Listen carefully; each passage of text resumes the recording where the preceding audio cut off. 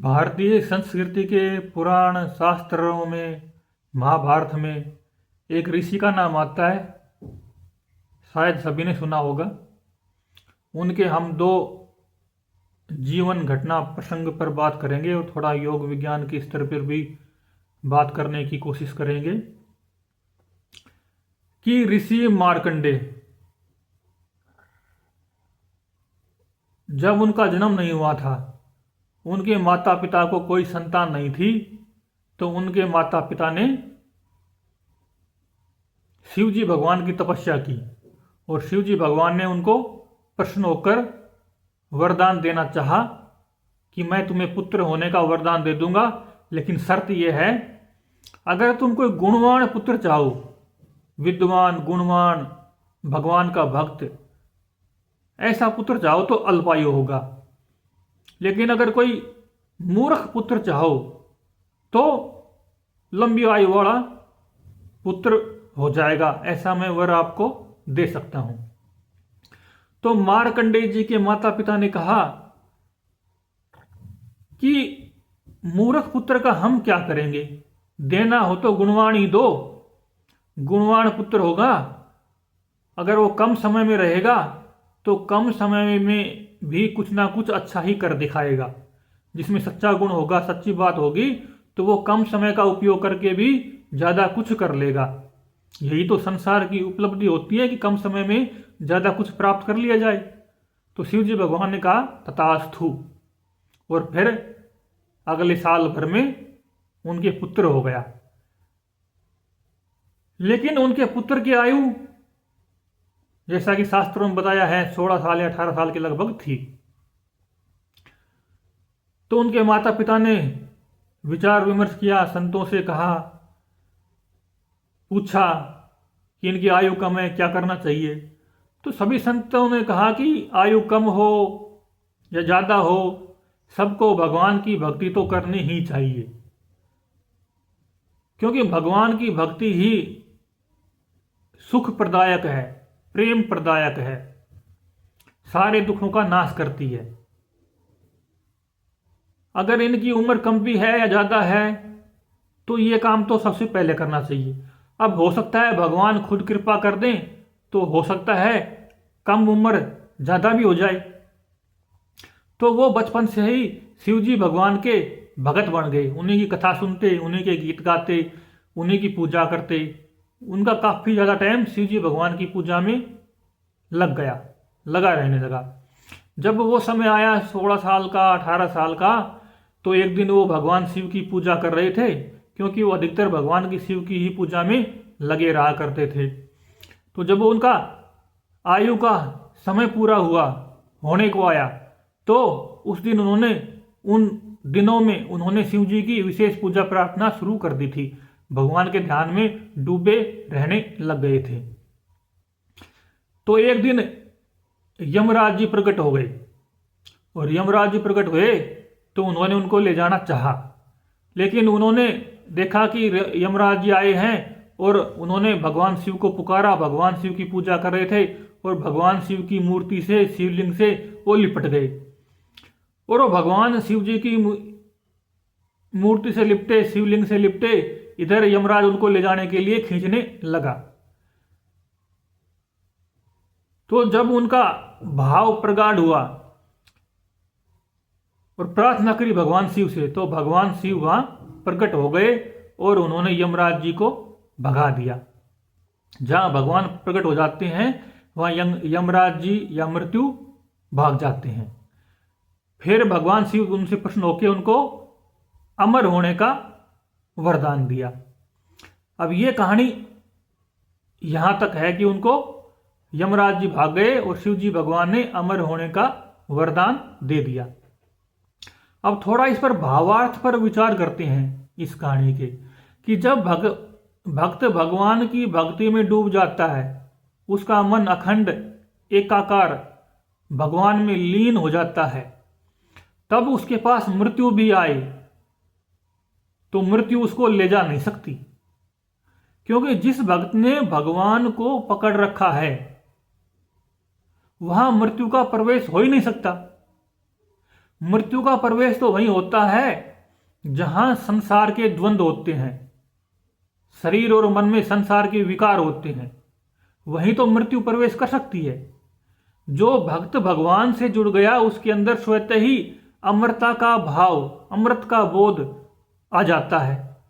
और जब भगवान की निष्ठा गहरी हो जाती है तो भगवान की सिद्धियां भी उसे मिलने लग जाती हैं। अब नॉर्मल भाव में हम देखें तो शरीर तो किसी का अमर होता नहीं है, ऐसा मुझे लगता नहीं है, क्योंकि संसार का नियम है आया है सो जाएगा, राजा रंक फकीर, एक सिंहासन चढ़ चले, एक बंधा जाए जंजीर। जो भगवान की भक्ति में लग गया, ज्ञान मार्ग में, भक्ति मार्ग में, जिस भी मार्ग में जिस भी तरह से अपनी अपनी भावना के अनुसार जो भी अध्यात्म की ओर मुड़ गया, वो तो ही सिंहासन पे चढ़ गया, वो तो जीते जी ही सिंहासन पे चढ़ गया। मरने के बाद तो जो वही होता है जो जीवन में हो चुका होता है। और एक बंधा जाए जंजीर, तो बंधन किसको होता है कि जो विषय विकारों में उलझा हुआ है। जो विषय विकारों में उलझ गया वो सदा बंधन में ही है, उसको कोई नहीं निकाल सकता।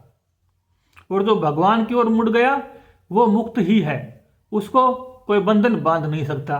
तो इन कथाओं का अर्थ है, भावार्थ है कि जो भगवान से लिपट गया, भगवान का हो गया, तो भगवान उसको बचा भी लेते हैं और साथ में उसको अमरता भी प्रदान कर देते हैं।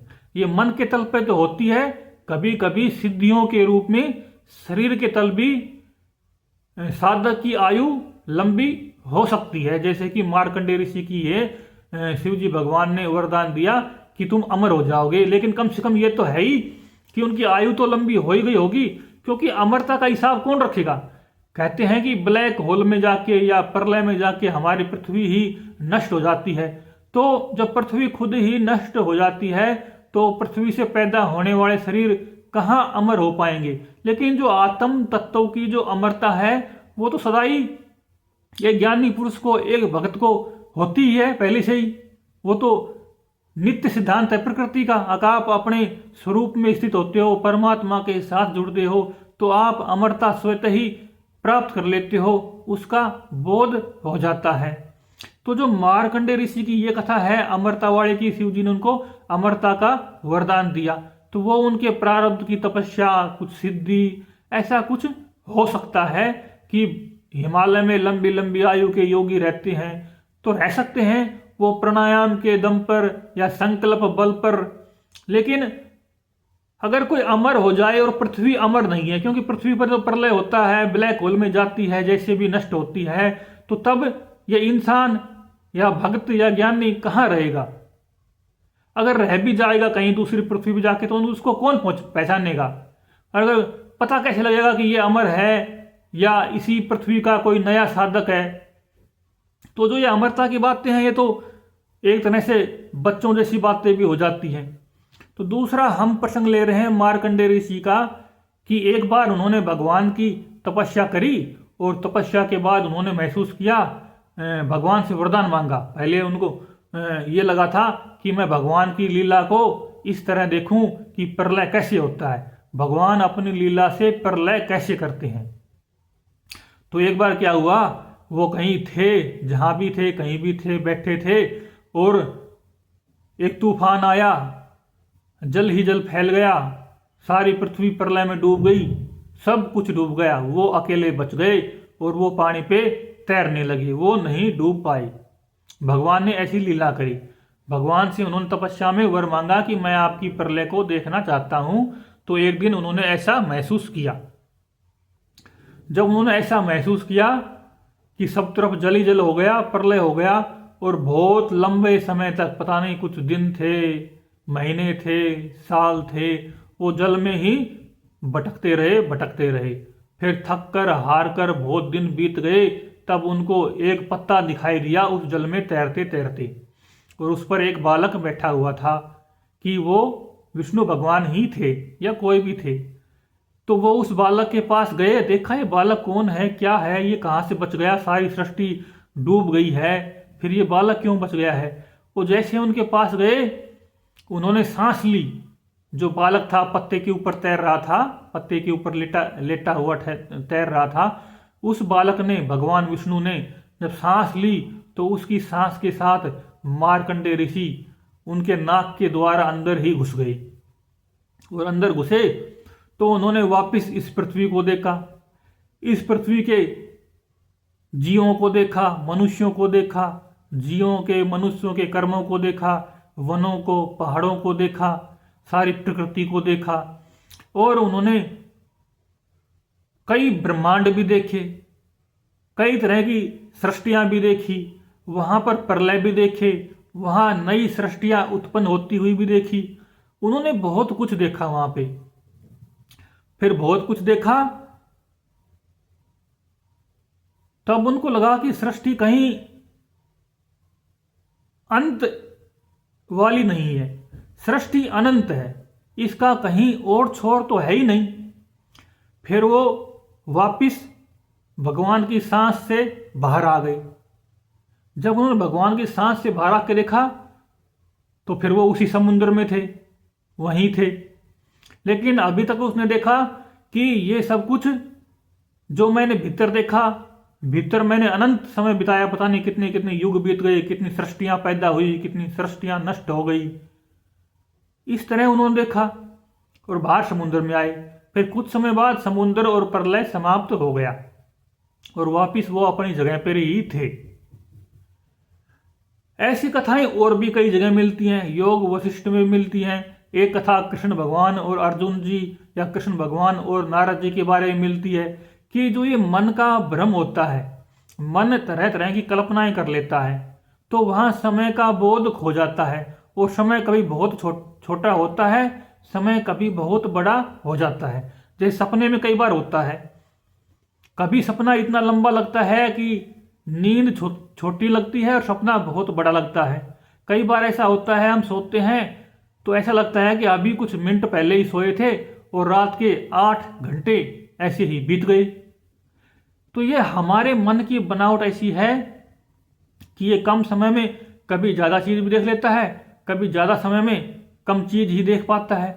क्योंकि मन का स्वभाव है, जब इसको सुख मालूम पड़ता है तो समय छोटा मालूम पड़ता है, जब इसको दुख मालूम पड़ता है तो समय बड़ा मालूम पड़ता है। घड़ी की सुई उतनी ही स्पीड पे चलती है, उसी तरह चलती है। लेकिन जब मन दुख में होता है तब उसको महसूस होता है कि समय बहुत लंबा हो गया। जैसे कोई दुखद सपना आ जाए तो ऐसा लगता है कि कितना टाइम बीत गया और नींद नहीं खुली। जब सुख का माहौल हो, सुख का सपन हो, या जीवन में बाहर भी कहीं सुख का माहौल हो, तो समय ऐसे बीत जाता है कि कुछ पता ही नहीं लगता। तो इस तरह हम देखते हैं कि जो कुछ भी हमारे मन के साथ घटित होता है उसमें हमारी मन की कल्पना ही निहित होती हैं। क्यों?